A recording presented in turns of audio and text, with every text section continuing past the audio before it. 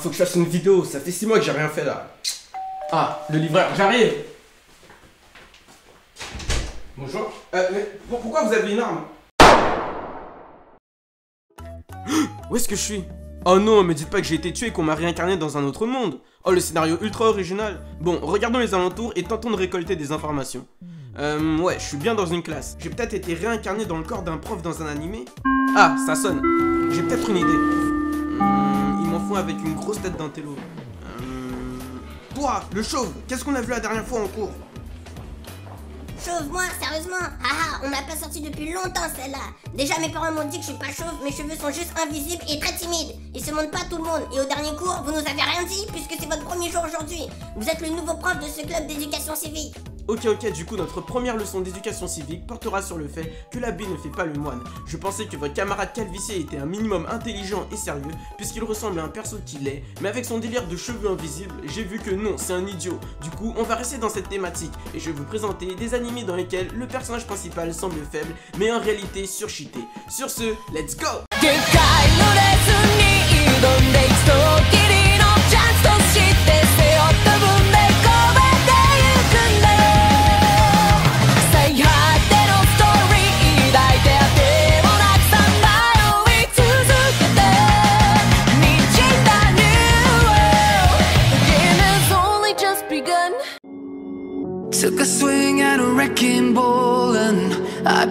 Bête, tu seras transféré dans un monde dans lequel il existe une poignée de gens ayant la capacité de manipuler n'importe qui. Comment? C'est simple, ils ont le pouvoir de pénétrer dans ta tête et de modifier ou effacer tes souvenirs. Exemple, s'il y en a un qui veut te voler ta chérie, il va modifier tes souvenirs de manière à ce que tu la détestes au plus haut niveau, et ceux de ta copine de façon à ce qu'il apparaisse comme son fantasme masculin.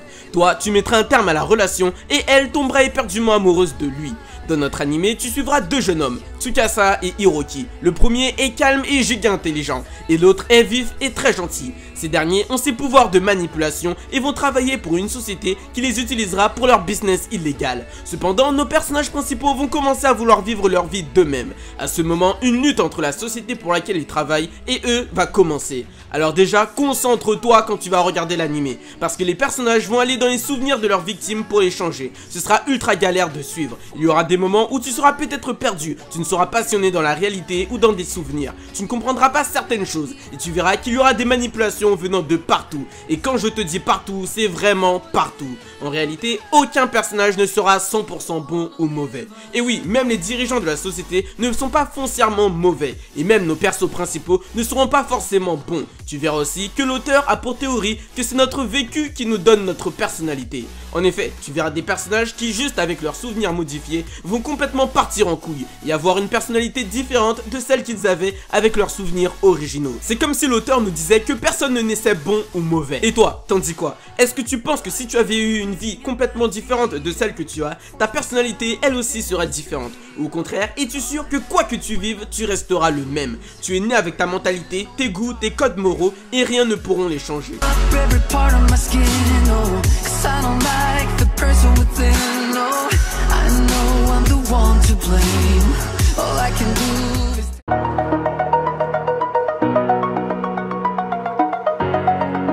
Eion Sedai no Idaten Tachi. Bon, tu veux des mecs forts? Qu'est-ce qui est plus fort qu'un dieu?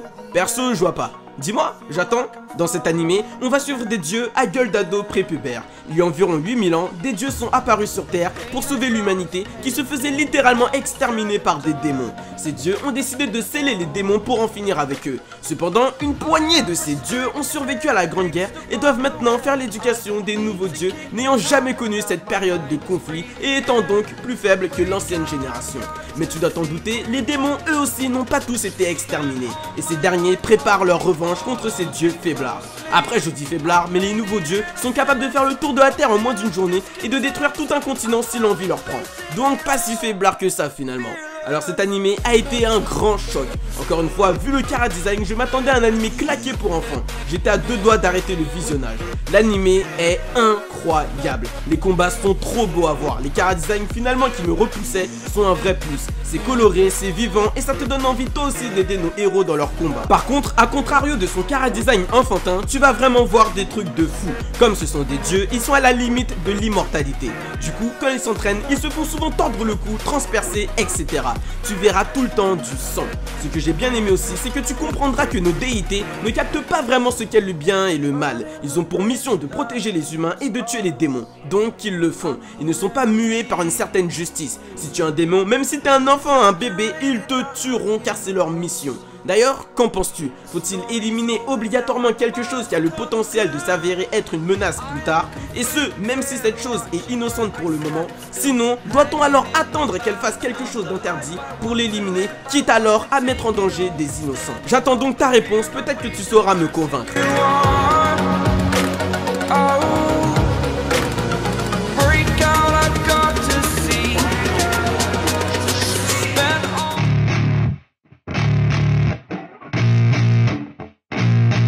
Blade Runner Black Lotus, nous sommes en 2032, à Los Angeles. Dans cette ville en proie à la violence, une jeune femme se réveillera. Son nom, on ne sait pas. En effet, notre héroïne va se réveiller dans cette ville en étant tout simplement amnésique. Elle aura tout oublié, tout sauf une chose, tuer. Elle sera douée de compétences de combat inégalables. Malgré sa faible carrure, elle aura les capacités d'éliminer dans le plus grand des calmes une dizaine de soldats surentraînés et armés jusqu'aux dents. Nous suivrons alors notre héroïne dans son périple pour trouver des informations sur elle, mais aussi et surtout sur l'objectif qu'elle semblait chercher à atteindre avant sa perte de mémoire.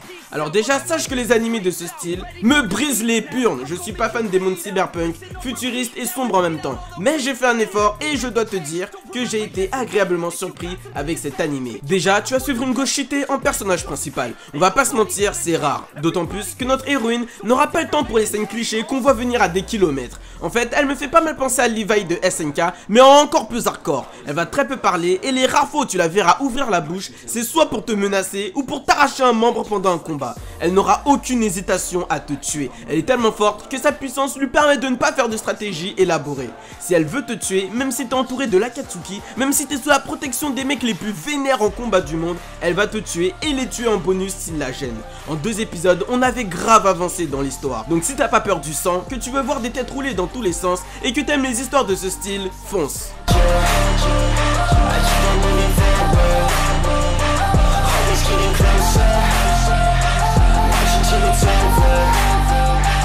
Take a breath, hold it tight, trace the memory in every line. Tact OP Destiny. Petite question, tu as le choix entre vivre dans un monde normal, à l'exception que tu ne pourras pas écouter de musique, ou vivre dans le même monde avec la possibilité d'écouter de la musique, mais d'être possiblement attaqué par des monstres quasi intuables à chaque fois que tu lances un son. Dans quel monde tu voudrais vivre? Pourrais-tu vivre sans musique?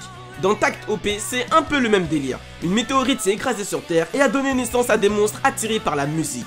Ainsi, la population, pour se protéger de ces monstres, a dû arrêter d'en jouer ou d'en écouter. Notre héros, Tact, est le fils d'un célèbre musicien lui ayant inculqué la beauté de cet art. Ce dernier souffre chaque jour de ne pas pouvoir jouer à cause de ces monstres.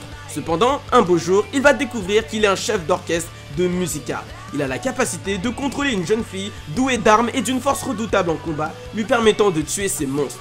Notre Tact va alors partir en voyage avec cette fille et sa sœur et en profitera pour éliminer tous les monstres qui croiseront leur chemin. Cet animé est d'une qualité folle. Forcément, pour un animé concentré sur la musique, je l'attendais au tournant pour son opening, ending et OST. Et je dois te dire qu'ils ont été à la hauteur. Les musiques collent bien aux scènes et sont entraînantes. L'animé te fait te demander s'il faut renoncer à une liberté acquise pour pouvoir se protéger de quelque chose qui peut potentiellement nous tuer. Le renoncement est-il la meilleure façon de lutter contre ces monstres? C'est assez intéressant parce que c'est en utilisant la musique que Tact et sa musica se battent. Ils combattent le mal par le mal plutôt que de s'y soumettre. Mais agir comme ça engendre forcément des morts. Est-ce là alors la bonne solution?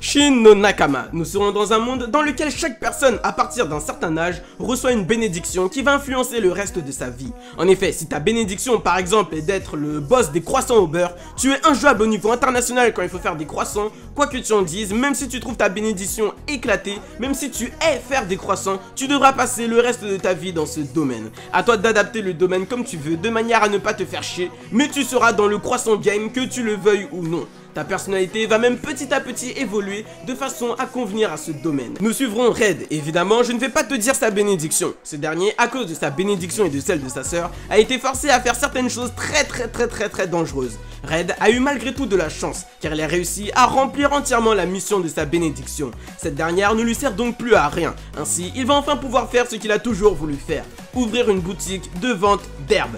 Ouais, il vend de l'herbe. Bon, en vrai, c'est des plantes destinées à guérir les maladies, c'est pas ce que tu crois. Alors j'ai remarqué qu'on a de plus en plus d'animés dans lesquels les héros principaux abandonnent ou délaissent leur rôle de sauveur et décident de vivre une vie tranquille. Et je vais pas te mentir que je regarde pas ce style d'animé que je trouve peu intéressant en vrai. C'est comme si on te dit que tu vas suivre la vie d'un mec qui a les capacités de fumer des grands guerriers, de sauver un pays, que tu pourras avoir droit à des combats de fous furieux, mais que non, il décide de devenir poissonnier et tout l'animé, tu vas le suivre à gueuler toute la journée au client que son poisson est frais et très bon.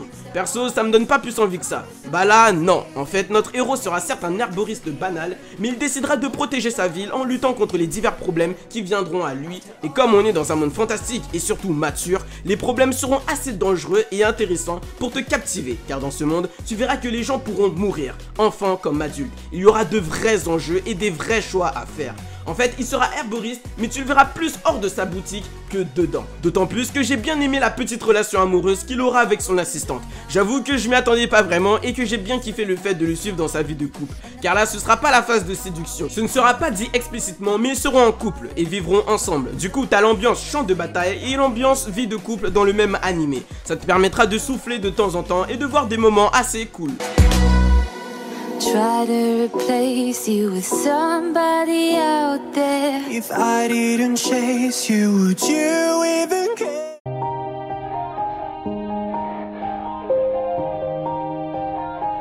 Shinkanomi Shiranai. Comment faire pour te donner envie de le regarder? Bah tu vas suivre un héros qui a une particularité, c'est qu'il pue de fou, à tel point que les élèves de sa classe se moquent de lui et le vesquillent à chaque fois qu'il est dans le coin. Bof, c'est pas ouf hein. Bah on va suivre un héros qui va se faire un harem composé d'animaux. Non, c'est nul. Mais je comprends pas, j'ai bien kiffé l'animé mais j'arrive pas à trouver d'argument pour le défendre. Bon pas grave, je me lance. Tu vas suivre Seishi Hiraki, un héros qui pue tard les fous. Ce dernier va être envoyé dans un autre monde avec sa classe, sauf qu'il ne sera pas envoyé dans le même endroit qu'eux. Tu comprendras en regardant l'animé. Notre personnage principal va alors manger un fruit de l'évolution, le transformant très vite en mâle alpha. Il perdra son odeur de merde, étant aussi obèse, il perdra du poids et sera tout simplement ultra cheaté. Tu le suivras alors dans son aventure, entouré d'animaux dont il tombera amoureux. Je me fous pas de toi gros, il va tomber amoureux d'un gorille et se mettra en couple avec. Je te dis pas les races des autres animaux pour pas te spoiler, mais c'est aussi original hein. Mais à part son côté zoophile, l'animé m'a trop fait rire, j'en pouvais plus. Ça faisait vraiment longtemps que je m'étais pas à ce point marré devant un animé. Tu sens vraiment que les auteurs se sont amusés quand ils ont écrit le scénario. C'est n'importe quoi, je trouve l'animé aussi drôle qu'un Konosuba par exemple, que j'avais bien apprécié. J'ai pas d'autres arguments à part que si tu veux rire de fou, va le regarder, tu vas vraiment t'enjailler comme jamais.